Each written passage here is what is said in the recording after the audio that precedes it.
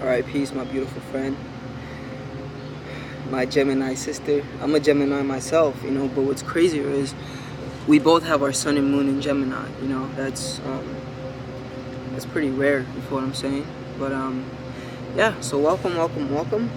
See, the only thing about not having the time is if you had the time, you would know where the houses are, and the houses, they help you understand where these energies that we're going to be talking about are expressing in the life, you feel me? In the sense that every house signifies a different department of the life, you feel what I'm saying? The first house is the personal life, the second house is the financial life, but the second house just deals with possessions and value in general, so anything that's yours, that you possess, or anything that you put value to, even if it's like something inside of you, right? Like a characteristic or a trait that you value, you feel me? All of that is ninth house energy, you feel what I'm saying? Alright, and so, my bad, not ninth, second house energy, so it's definitely valuable to know that information. So if it's possible for you to get your birth time, definitely get it, you feel what I'm saying? Alright, for sure, let's definitely get into this thing, So, your sun is in Gemini, but you are made Gemini, right? So you were born in the first 10 degrees of Gemini. Actually, you were born on the 3rd day of Gemini season, you feel what I'm saying? And so thus the sun is 23 degrees. My bad, the sun is 3 degrees Gemini. What's further interesting is that you also have your moon at 3 degrees Gemini, you feel what I'm saying? Alright, so let's jump into it and let's see what it's hitting for. Okay. So, yes, your sun is in Gemini, your moon is in Gemini, but then you have Mercury in Taurus, and Venus in Aries, with Mars in Pisces and Jupiter in Cancer, and finally Saturn is in Capricorn. Okay, interesting. Okay. Alright, so I think the first thing we're going to talk about is your sun-moon conjunction, you feel me? So the sun and the moon are both in 3 degrees Gemini. And so the sun deals with your external expression. This is like the persona, the energy that you put in, I meant to say the mask you put on for the world to see, you feel me? So the sun is like your ego, your individuality, how you express your power or what you think is significant about you feel me? That's all the sun. But the moon, it more deals with your inner world, you feel what I'm saying? It more deals with your emotions,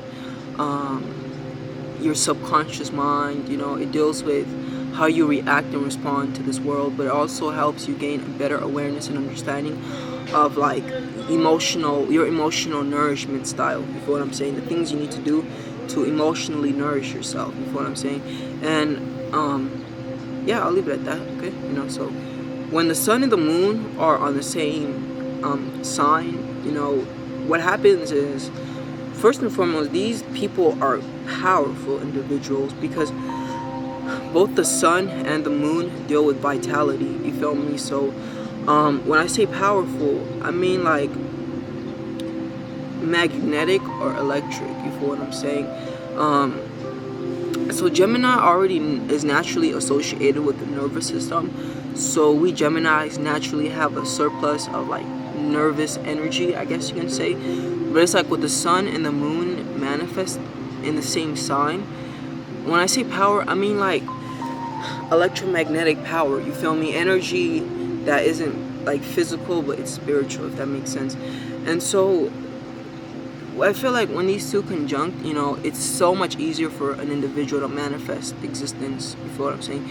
Because when these two are in the same sign and they're conjunct, your inner world and your outer world are the same. What you express out into the world versus what you feel inside, they're not biased. You're not a fake person also, you feel me? Genuinely, you express what is on your heart, you feel me? And so with like the moon conjunct the sun or the sun conjunct the moon, either way, you do become a person who expresses a lot of like maternal energy, because the moon deals with the mother, meanwhile the sun deals with the father, right? The sun is the ego, the moon is the mind, the subconscious mind, you feel me? And so yeah, And it's like, if you think about it, the mind can nourish the ego, or the ego can nourish the mind. Either way, And so, yeah, that's the first and foremost thing to know, is that conjunction aspect, you feel me, which enables you to, like I said earlier, create better in throughout your reality, you feel me. And now let's talk about how you should go about creation and creating. So Gemini is a sign that deals with thought, you feel me. It's the sign of the thoughts, thinking, logic, rationality, you feel me. Gemini, we rule the mind, you feel me. And so the Gemini deacons are deacon of intuition, which is the first deacon. The second deacon, the deacon of fidelity, so like friendship and loyalty. And then the last deacon, the deacon of reason, Cancer. Cancer upholds the deacon of research, but yeah. So because you were born in the first degree of Gemini, you were born in the deacon of intuition. And I don't think I have to tell you this, that you need to start to learn to pay more attention to your intuition. But you're an intuitive person, looking at this. So, right, because up in the sky, Ursa Major, Canis Minor, no, my bad, Ursa Minor, Canis Major, and Ursa Major are all within the Gemini constellation. That is, there are constellations within the constellations. Gemini is a huge constellation composed of all these different stars. But then it's like within the Gemini constellation, there are these other different constellations. You feel what I'm saying? And so being born 3 degrees Gemini, the sun and the moon also, they're together. You feel me? Like the sun is right here and the moon, that's why they're conjunct. They're working in unison, they're working in harmony. And so this can play out as your mind and your ego working in harmony, in the sense that the things that you feel emotionally you need and the energies that you express externally are in tune with each other. You feel me? It's like, you can even think about it this way. The moon is the mother, right? And she has to stay home, take care of the house. The sun is the father. He has to go out and handle business. But it's like when the sun and the moon are conjunct, it's like the dad is going out handling business, doing what he's supposed to do, and the mom is handling business and doing what she's supposed to do. But it's like the dad isn't out cheating or anything like that. You feel me? He is he's on the same page as her. You feel me? So yeah, like I said, there becomes a unison, And so I was talking about thought earlier, and I was talking about intuition, and then I was gonna bring up how Ursa Minor is the littlest bear. There's a story, I forget what the story is, but I forget the name, like I forget the details of the story, but the story, it inclines 3 bears, right? And I don't know, and so there's the first bear, the biggest bear, and he's the loudest, and there's like the second bear, and then I'm sorry, the story's not even coming to me right now, but straight up, that story is like the little bear, which was the bear that knew something was coming. Then the big bear, which is the bear that dealt with reason, and then the other bear, which was the bear that dealt with impulse. These are things of the mind, and I think they chose bears to signify the mind, because the mind is so powerful, it's grandiose, it's huge, you feel what I'm saying? So yeah, Gemini, we are signified by the bears, you feel me? There's Ursa Major, which is the Big Dipper, the big bear, and then Ursa Minor, the little bear. The little bear is the intuition, and the reason why the little bear was associated with the intuition is because, and the reason was associated with the big bear, is because the voice of reason is louder than the voice of intuition, if you know what I'm saying. And so with you having sun moon conjunct, this makes you a naturally very intuitive person. And it's like Gemini is the first air sign, it's also a personal air sign, you feel what I'm saying? It's a personal air sign. That is, Libra is a sign that more deals with like the outside world and the inner world. Like Gemini is, I think, that's our thought trend. I think, Libra is I balance, you feel me? And then Aquarius is I know, you feel me? And it's like I think is very personal. And so, but Libras, they're more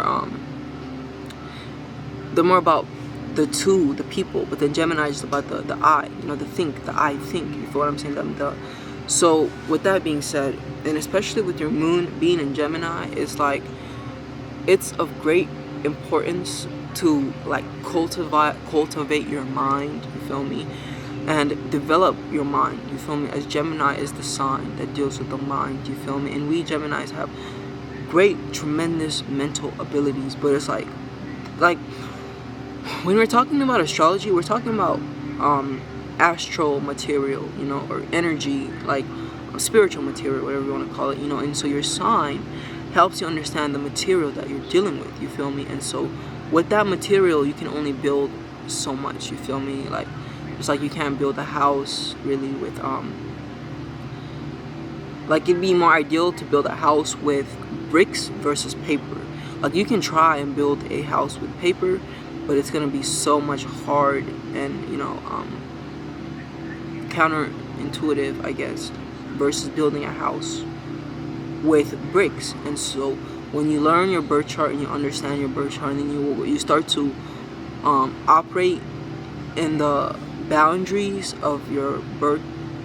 And when I say boundaries, it's not really it's like you don't have to operate in those boundaries. You know, it's not like your birth chart restricts you. I don't want to make it seem like that, but it's like when you work in those boundaries. For example, Gemini, our boundary would be like thought, you feel me? And it's like we should develop and become prominent in the thought and our thinking, you know. And so it's important that we learn how to tame and control that monkey brain, you feel what I'm saying, as it's been called. You know, Gemini is, like I told you earlier, is a very nervous sign, you know, and so like this nervousness to the outside world can be portrayed as like ADHD, you feel me, like a continuous need for stimulation, you feel me. People ask me if I have ADHD or not, but it's like, to me, that shit annoys me. You know why? Because I'm an astrologer and I understand my energy and I understand the way my energy expresses, and I understand that Gemini is a very spontaneous sign, you know, that needs continual mental stimulation, because sometimes I'll just be right there, you know, and then I'll start like, you know, making a beat or something, but it's because I need to be stimulated mentally. It's not because I have ADHD. What are you all talking? You feel what I'm saying? So like labels are bad. They're not good. But yeah, you know, mental stimulation. And so what happens is we need to learn how to meditate. Look, I have my sun, my moon, my Mercury, my Jupiter, and my Saturn, all in the sign Gemini, you feel me? With that being said, you know, a lot of Geminis may think like I can't meditate, like my mind is too loud, my mind is too chaotic or crazy or whatever. And for all I know, you're probably already on that. You probably already meditate, and I would not be surprised, you feel me? Because you do have some placements in your chart which will cover that make you a very spiritually attuned individual. But with the Gemini energy, like, man, you got your Mercury and Taurus, you feel what I'm saying? So it's like, okay, so when Mercury goes into Taurus, it brings practicalization to Gemini's thinking. Naturally and typically, we Geminis are ungrounded in our thinking. When we think, we are in the sky, in the air, you feel me? And we're hardly in this physical world, you feel me? And you can probably relate with this, you know, having those placements. But it's like with that Mercury and Taurus, it's like your thoughts have to be practical, you feel me? Like you have to be able to put action with your thoughts, you feel me? You have to be able to do things with your thoughts, you feel what I'm saying? And so Mercury and Taurus is a placement that's very thorough. You know, these are individuals, like before they sign a contract, they would like to read it first, you know. But then that Gemini though, it will sign, like, you know, it's spontaneous as hell. It'll do, you know, you feel what I'm saying? So I do wonder how that energy balances out. But it's like, because you have that Mercury and Taurus, it does slow you down a little bit mentally, and it does give you more mental groundedness and stability and security. You feel what I'm saying? Okay.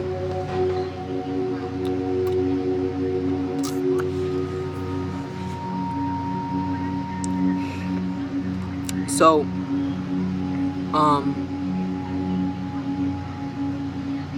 like straight up, starting to just listen to your intuition, you feel what I'm saying, is how you're going to cultivate and develop it. It's like, because like we said earlier, the voice of reason is louder than the voice of intuition. So it's like only when you start to try to use your intuition, like when you intentionally try to use it and you start to depend on it and rely upon it, is it then that you strengthen it. You feel what I'm saying? And you probably know this, you probably already know what's up. You feel what I'm saying? Yeah. So like also with Gemini and Mercury, like information becomes of great importance. Ideas become of great importance. As Geminis, we are the natural teachers, and we are out on a search for why. Why this, why that, why that. But also because Gemini rules the mind and is associated with intuition and all these other things, we can penetrate and grasp comprehension of the like universal, like the first universal forces to come into existence. You feel me? Because the Gemini energy was there. You feel me? Because Gemini is, I think, it's the thought, the word. You feel me? When they say, like they say in the beginning, there was the word, and the word was with God, and the word was God.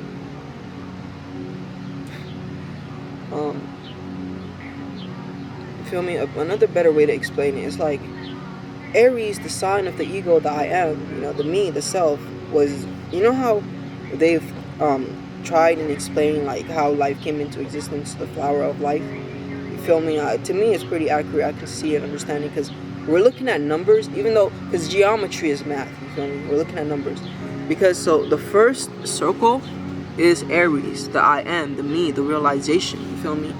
The second circle is the I have. Once the first circle is manifested and anchored, once there's a second circle, it's relating with that second circle. It's associating with that second circle. So there becomes like a possession, a link, if that makes sense.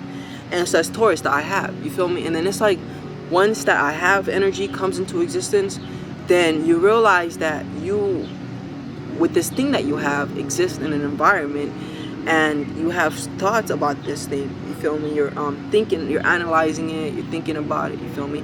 And so that's Gemini. And then Cancer is, once you have thoughts about this thing, you start to feel about these things. You feel me? And then Leo is the I will. You feel me? And then it's like once you have a feeling, then you're going to channel your will. You feel me? Because feelings are energy and motion. Once a feeling is manifested, then a will also presents itself. But that's so. Astrology is deep, and it's not just character reading. Understand? When you study astrology, it gives you, it's a key. It's the golden key to Solomon's temple of knowledge. You feel me? When you have astrology at your disposal, you have a key that's gonna help you unlock the universe's mysteries. You feel what I'm saying? Yeah. But so that should be that, and you know why that is? That Gemini has the ability to grasp those higher perceptions. It's not only because it's the first air sign to manifest, but you know how I don't know if you know this, but Mercury, Gemini's ruling planet, in Greek mythology, was it Roman mythology? Yeah, Greek mythology actually. Mercury or Hermes. Mercury, Hermes, and Thoth. These are all the same people because they're all personifications of the planet Mercury. So when you get a chance, go and research and study Hermes, Mercury, and Thoth.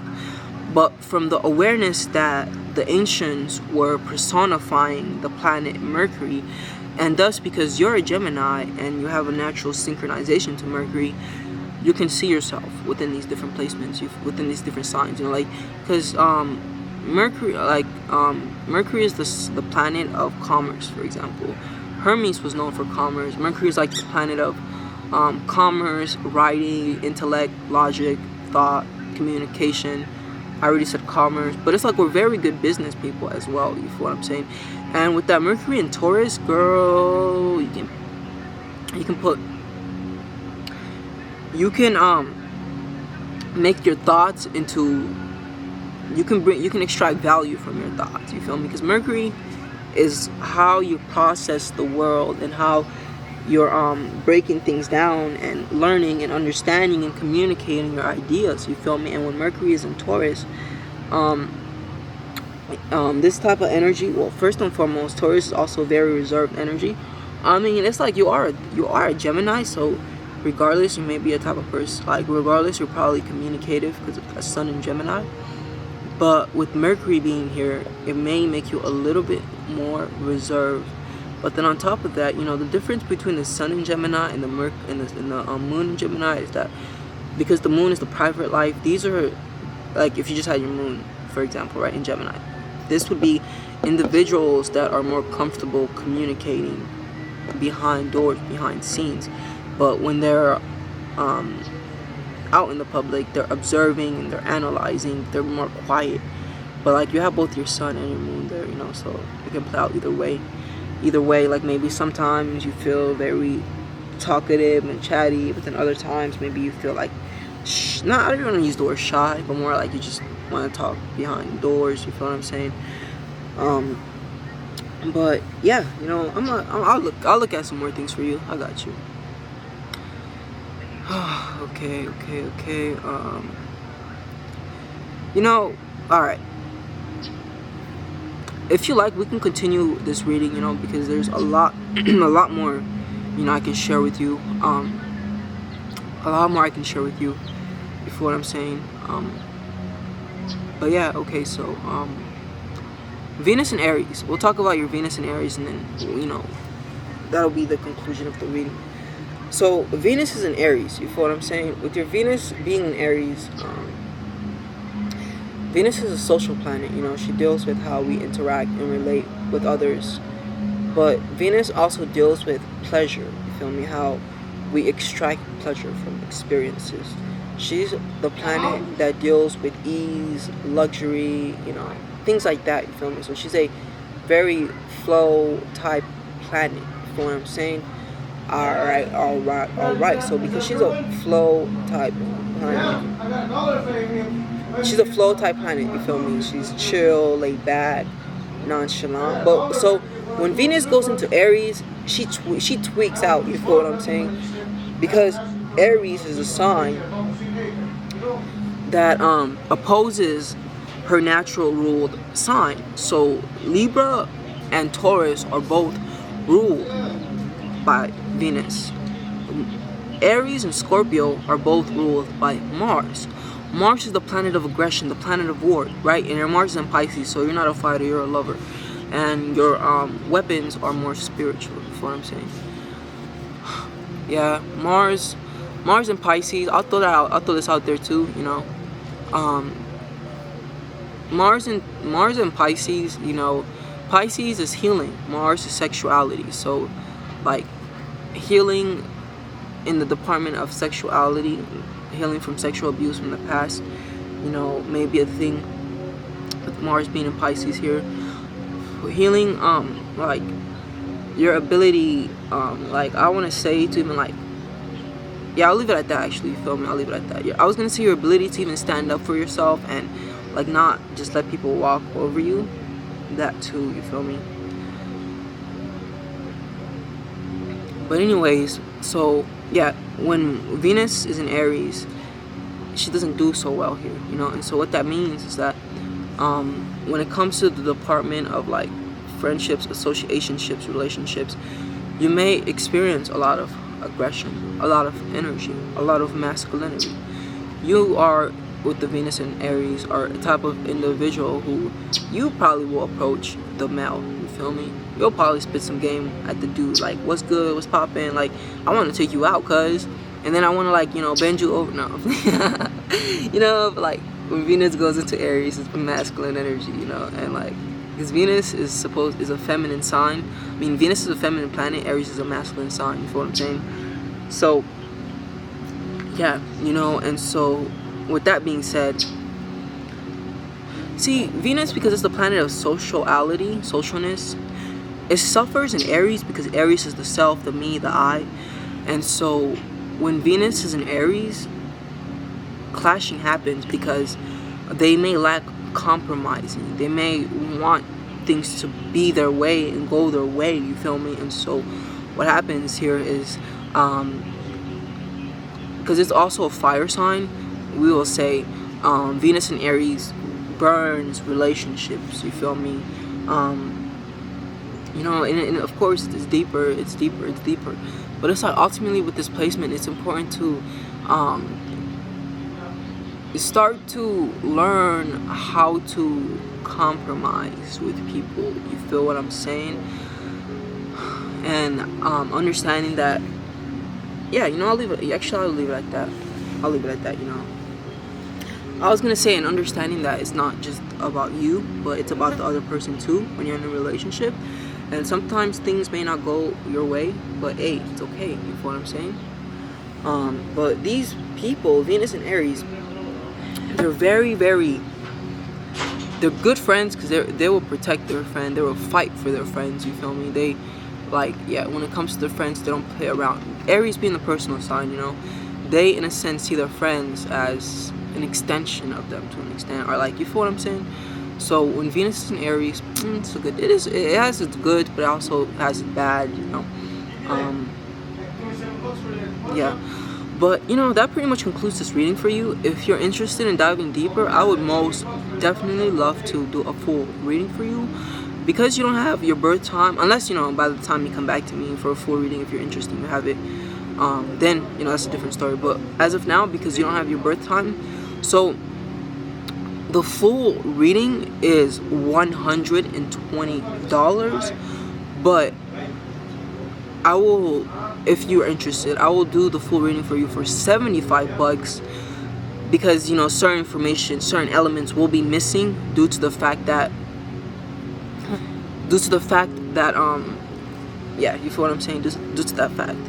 And by the way, I like to synchronize with 369, you feel me? So all of my prices are synchronized with 369.